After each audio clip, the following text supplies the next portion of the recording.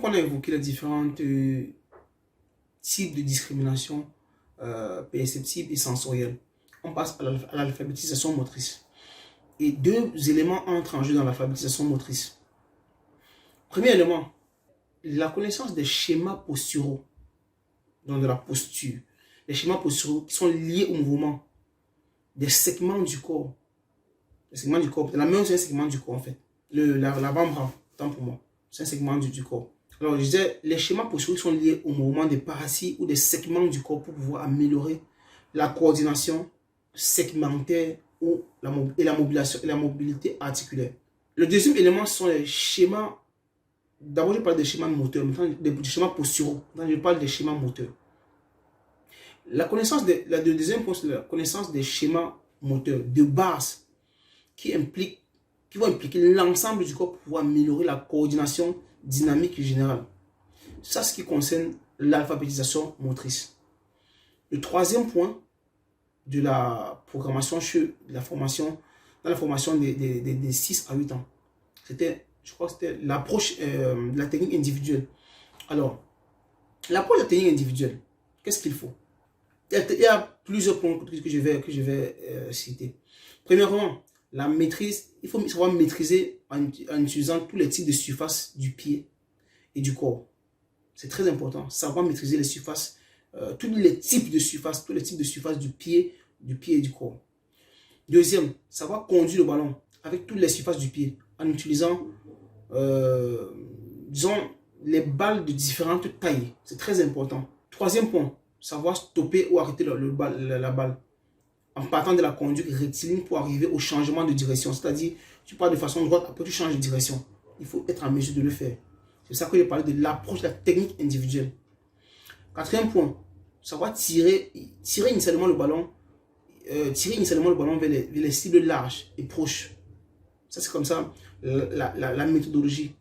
Avec chez les enfants, tu commences à les faire. Tu prends une balle, tu les fais tirer pour toucher les cibles qui sont proches d'eux et qui sont larges. Au fur et à mesure, quand tu vas te rendre compte qu'ils ont une certaine maîtrise, tu vas éloigner les cibles. Et tu vas non seulement éloigner les cibles, et tu vas aussi changer la nature des cibles. Les cibles vont devenir plus petites.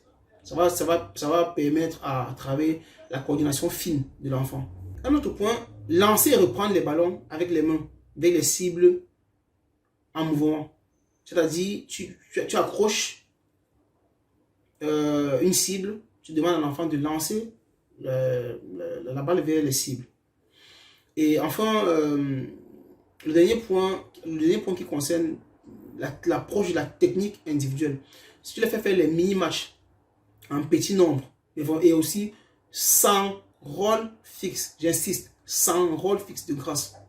Laisse-les jouer comme ils veulent, occuper l'espace et courir tous après la balle, c'est pas mauvais. Il faut les laisser. C'est très important. On parle comme ça de la première catégorie de formation. C'est-à-dire la plus petite, la catégorie de 6 à 8 ans. C'est très très important de les laisser faire ce qu'ils veulent avec le ballon durant les matchs. Passons au programme, la catégorie des 8 à 10 ans.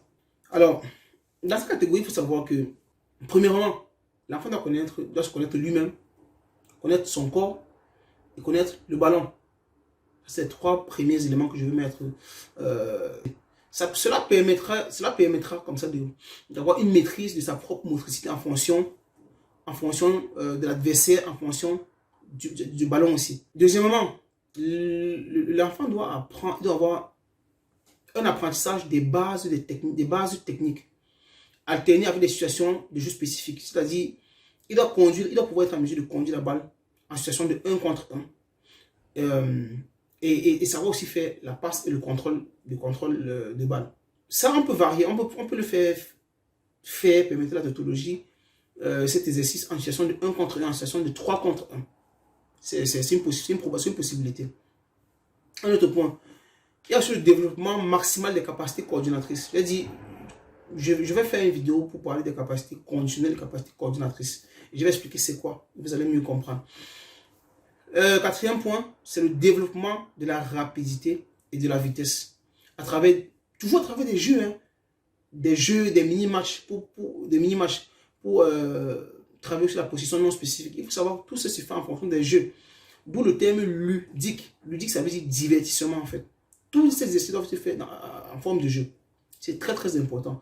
Maintenant, on passe au programme de la catégorie de 10 à 12 ans. Premièrement, il faut partir des capacités aux compétences motrices.